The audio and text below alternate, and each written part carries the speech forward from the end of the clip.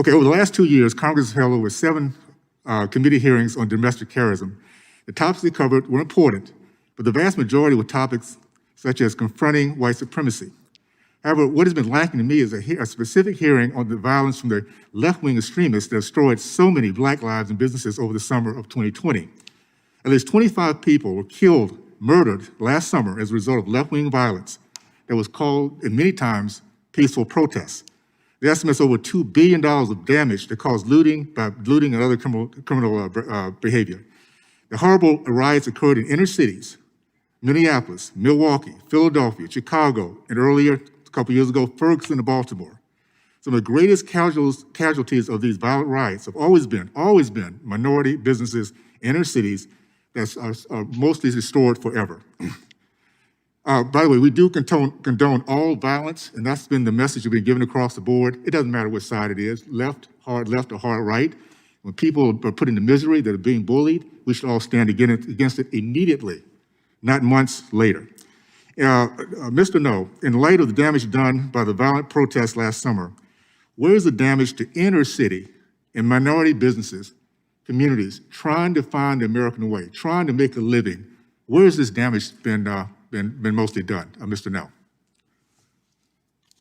So in Portland, there's one example that stands out a lot. There was a Black-owned cafe, Heroes Cafe in Southwest Portland, and the business has photographs of first responders and law enforcement, and some of the proceeds are donated to some pro-law enforcement organizations.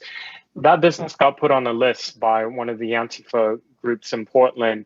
And then after the statue of Abraham Lincoln was toppled last autumn, that same night, somebody shot through this business several times, and someone using a melee weapon smashed up some windows. So this is like the real on the ground damage of what the campaign of terrorism does. And they do it in an organized manner under groups on Twitter, on social media. And, you know, we've been naming anecdotes left and right of mass shootings and killings that have happened in the US perpetrated by the far right. I just want to set for the record that in August of 2019, after the shooting in El Paso, Texas, in Dayton, Ohio, there was a far left extremist who killed 9 people and injured 27 others. In his social media before it was taken down, he showed his affiliation for Antifa. Somebody had recognized him when he had gone to Antifa protests previously.